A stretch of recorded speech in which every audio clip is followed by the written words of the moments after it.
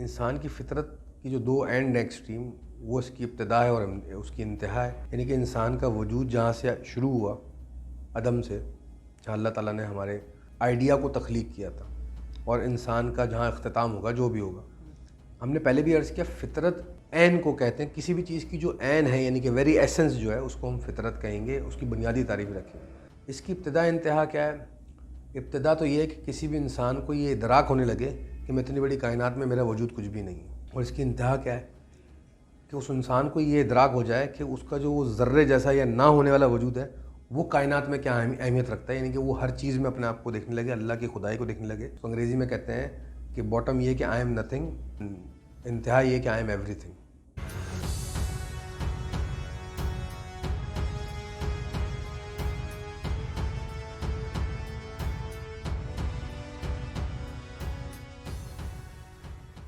بسم اللہ الرحمن الرحیم. السلام علیکم ناظرین، میں باسط احمد خان آپ کو خوش آمدید کہتا ہوں ہمارے چینل چیکنگ ریئلٹی پہ. آئیے اپنے عنوان کی جانب بڑھتے ہیں اور اپنی گفتگو کا آغاز کرتے ہیں. السلام علیکم سر. وعلیکم السلام. کیسے مزاج ہیں آپ؟ اللہ کا شکر ہے. سر جی فرمائیے گا، یہ فطرت انسانی کیا ہے اور اس کو ہم کس طرح سمجھ سکتے ہیں؟ بسم اللہ الرحمن الرحیم. میرے نزدیک بہترین کلام قرآن پاک اور بہترین انسان رسول پاک صلی اللہ علیہ وآلہ وسلم. باسط ہم نے پہلے گفتگو نشست میں کی تھی کہ فطرت کیا ہے، اس کے قوانین کیا ہیں. اگر ہمیں اتنا شعور آ جائے کہ ہم فطرت اور قوانین فطرت کو سمجھ لیں تو بہرحال وہ تو بہت بلند درجہ ہے. لیکن انسان پہلے جو سٹارٹ لے سکتا ہے وہ غور و فکر وہ اپنی ذات سے لیتا ہے. فطرت انسانی کیا ہے اس کو سمجھنے سے پہلے ہم اس کی باؤنڈریز کا تعین کر لیں. انسان کی فطرت کی جو دو اینڈ ایکسٹریم، وہ اس کی ابتدا ہے اور اس کی انتہا ہے. یعنی کہ انسان کا وجود جہاں سے شروع ہوا عدم سے، جہاں اللہ تعالیٰ نے ہمارے آئیڈیا کو تخلیق کیا تھا، اور انسان کا جہاں اختتام ہوگا جو بھی ہوگا، وہ اس کی فطرت کے دائرہ کار کے اندر ہے. ہم زندگی لیتے ہیں اس دنیا کے چند سال جو ہم گزارنے آتے ہیں، جبکہ الہامی کتابیں جو ہیں زندگی اس کو نہیں کہتی. وہ زندگی کا ایک پورشن ہے جب اس دنیا میں ہم آتے ہیں. اس دنیا میں آنے سے پہلے بھی ہم کہیں تھے اور کب سے تھے وہ بھی زندگی ہے.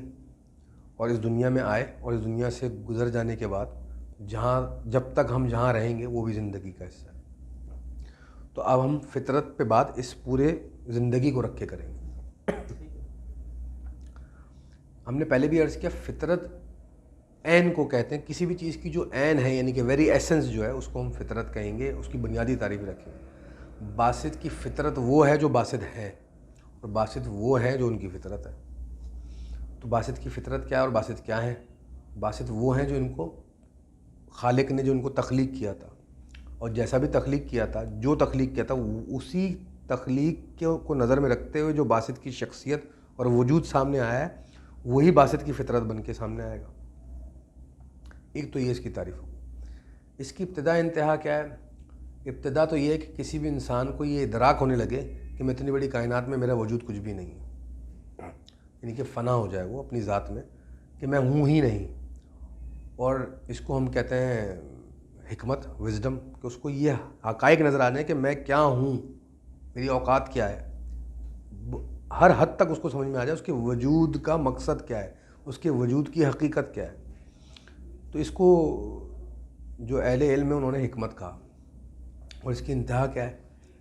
کہ اس انسان کو یہ ادراک ہو جائے کہ اس کا جو وہ ذرے جیسا یا نہ ہونے والا وجود ہے، وہ کائنات میں کیا اہمیت رکھتا ہے. یعنی کہ وہ ہر چیز میں اپنے آپ کو دیکھنے لگے، اللہ کی خدائی کو دیکھنے لگے. اس کو انگریزی میں کہتے ہیں کہ باٹم یہ کہ آئی ایم نتھنگ، اینڈ انتہا یہ کہ آئی ایم ایوری تھنگ. تو جب اس کو ہر ذرے سے وہ اپنے وجود کو منسلک کر سکے اور اللہ کی اور بنانے والے کی صفات اور اس کا نور نظر آنے لگے، یعنی کہ آپ کائنات کے نظام سے جڑ جائیں، تو یہ انتہا ہوتی ہے. اس کو اہل علم نے عشق کہا ہے. تو یہ عشق کی انتہا ہے اور وہ حکمت کی ابتدا ہے. تو فطرت جو ہے وہ ان دونوں پیمانوں کے بیچ میں ٹہلتی ہے عام انسان کی. ایک تو یہ.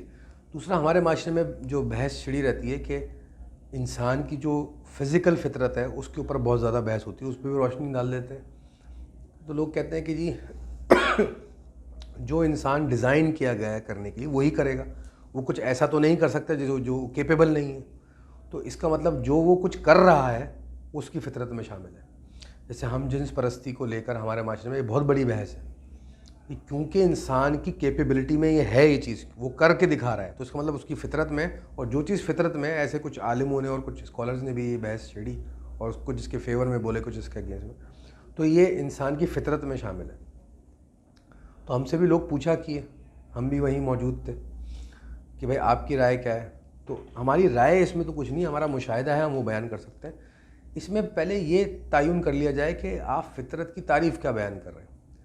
اگر آپ فطرت کی مین سٹریم تعریف بیان کر رہے ہیں تو یہ چیز لاگو نہیں ہوگی۔ اگر آپ فطرت کی عین تعریف بیان کر رہے ہیں تو یہ اس میں جگہ ملتی ہے اس پوائنٹ کو کہ ہاں جی کیونکہ اس کی فطرت میں ہے تو وہ کر رہا ہے۔ ہم مین سٹریم تعریف کیا لیتے ہیں فطرت کی کہ وہ جو تمام میجورٹی انسان کر سکتے ہیں اور کر رہے ہیں۔ میجورٹی انسان جو ہے وہ ہم جنس پرست نہیں ہے، تو ان کی میجورٹی انسانوں کی جو جنرل فطرت ہے وہ یہی ہے کہ وہ نہیں ہے، لیکن کچھ لوگ ایکسیپشن ہیں، تو ایکسیپشن جو ہے مین سٹریم تعریف میں فطرت میں شامل نہیں ہوتا، تو اس کو غیر فطری کہیں گے آپ۔ ایک بات اب آپ کہیں جی نہیں ہم فطرت کی کیومولیٹو اور کمپریہنسو ڈیفینیشن لے رہے ہیں کہ ہر وہ چیز جو کوئی وجود کر سکتا ہے، اگر وہ کر سکتا ہے تو اس کی فطرت میں، اور وہ کر رہا ہے تو اس کو فطری عمل کہیں گے، وہ کرنے دیں۔ ہاں ود دا ایکسیپشن کہ ہاں جی کچھ لوگ مین سٹریم فطرت پہ ہوتے ہیں، کچھ لوگ جو ہے ایکسیپشنل فطرت پہ ہوتے ہیں، بات سمجھ میں آتی ہے۔ لیکن جب بھی ہم معاشرتی گفتگو کریں گے جہاں پہ معاشرے میں فساد اور تضاد نہ پھیلے اور دنیا کے قوانین اور جو نظام انٹیکٹ رہے، تو ہم یہ دوسری والی ڈیفینیشن نہیں لیں گے جو ہم کمپریہنسو ڈیفینیشن لے رہے ہیں۔ ہم یہی کہیں گے کہ یہ غیر فطری عمل ہے اور ہمیں اس کو نگیٹ کرنا چاہیے۔ اچھا، اس کی اب الگ پرابلم ہے کہ کوئی چیز اگر غیر فطری ہے تو وہ کیوں ہے، اس کی وجوہات کیا ہیں، اس کو کیا نیوٹرلائز کیا جا سکتا ہے، اس کو مین سٹریم فطرت میں لایا جا سکتا ہے۔ اس کی اگر جیسے ہم جنس پرستی کی بات کریں تو اس میں تھیراپیز ہیں، میڈیکل ٹریٹمنٹ آ گئی ہیں، کیا کچھ کیا جا سکتا ہے۔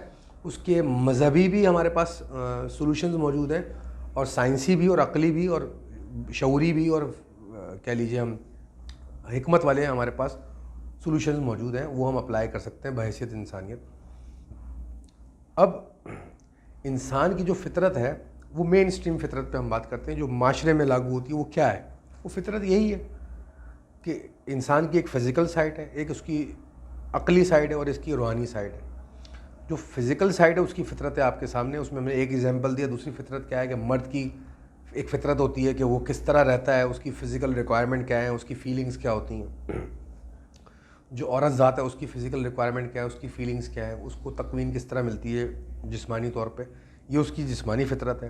اسی طرح آپ مرد اور عورت میں فردر اسپیسیفائی کرنا چاہیں بچوں کی فطرت کیا ہوتی ہے، وہ ہم ڈیلی لائف میں ہم سنتے ہیں کہ بچوں کی فطرت یہ ہوتی ہے، ماں کی فطرت یہ ہوتی ہے، جانوروں کی فطرت یہ ہوتی ہے، جو موذی جانور ہیں ان کی فطرت یہ ہوتی ہے، جو چوپائے ہیں ان کی فطرت یہ ہوتی ہے۔ یہ ہمارے پاس ایک حکمت سے اسٹیٹمنٹ چلے آ رہے ہیں۔ پھر انسان کی ایک ایموشنل سائڈ ہوتی ہے، اس کی فطرتیں بھی ہم سمجھتے ہیں کہ انسان کی ایک ایموشنل اٹیچمنٹ ہے، ماں باپ سے ہوتی ہے، بہن بھائی سے ہوتی ہے، ریلیشن کسی سے بھی وہ بانڈنگ کریٹ کر لیتا ہے تو اس کا ایک فطری عمل ہے، وہ اس سے ایموشنلی اٹیچڈ ہوتا ہے۔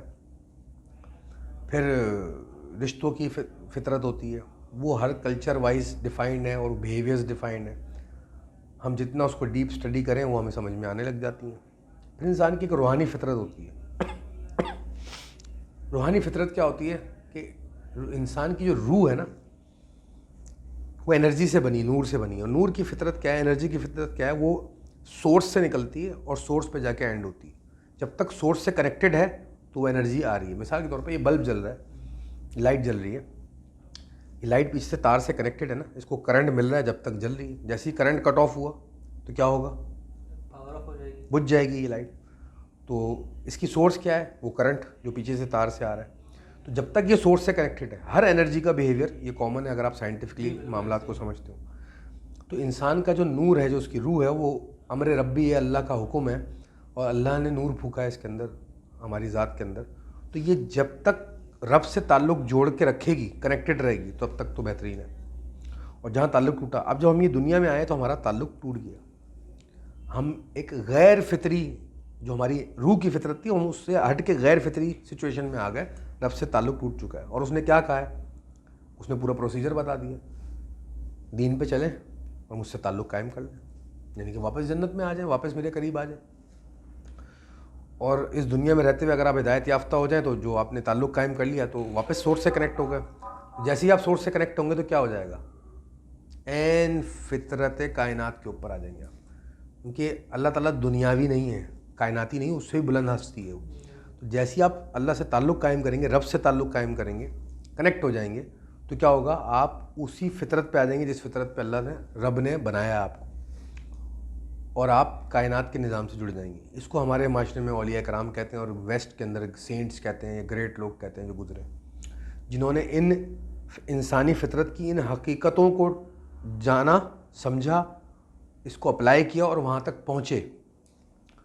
और इस प्रोसेस को समझाने के लिए तारीख़ में हमारे पास अंबिया कराम आए, और आखिर में रसूल पाक सल्लल्लाहु अलैहि वसल्लम, उन्होंने बेहतरीन मुजाहरा भी किया इस चीज़ का।